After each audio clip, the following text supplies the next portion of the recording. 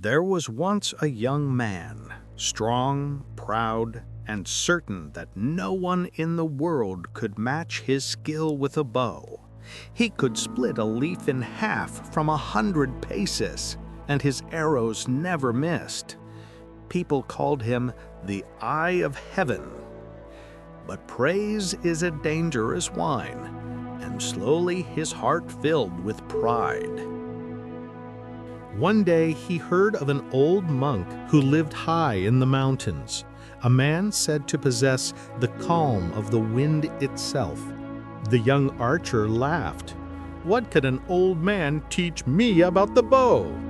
Still he went, and after days of climbing he found the monk sitting beside a waterfall, eyes closed, breathing in peace. The archer said proudly, "Old man, watch and see what true skill looks like." He drew his bow, released 3 arrows. Thud, thud, thud. Each one struck dead center. He smiled. "Well, can you do better?" The monk rose slowly. His eyes were calm, his hands steady. He said nothing. He simply motioned for the young man to follow. They walked to the edge of a cliff where a narrow, broken bridge hung above a bottomless gorge. The wind howled.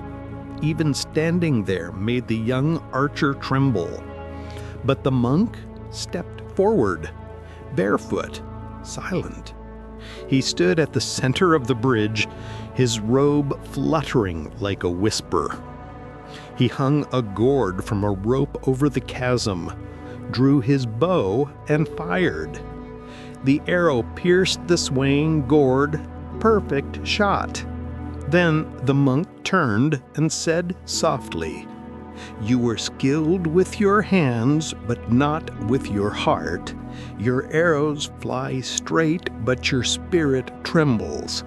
True mastery begins when the mind is still." The young archer's knees gave way beneath him as the echo of the monk's words lingered in the wind. His bow slipped from his trembling hands, striking the ground with a hollow sound, a sound that seemed to shatter his pride. He looked at the old monk standing calmly on the fragile bridge, and for the first time he saw something greater than skill: peace. Not the peace that comes from victory, but the kind that lives in stillness, the kind he had never known. Tears filled his eyes as he whispered to himself, "All this time I was fighting the wrong battle." He realized then that the hardest target to strike wasn't the distant bullseye, but the restless storm within his own heart. The bow he had mastered could command arrows, but not his pride, not his fear, not his ego. In that quiet moment, as the mountain wind rushed against his face, he understood the truth. The greatest victory is not over others, but over yourself.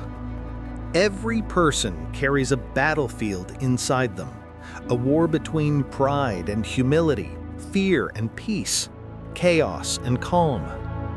Like the young archer, we chase perfection, recognition, and control, forgetting that the true mark of mastery is not how straight our arrows fly, but how still our spirit remains.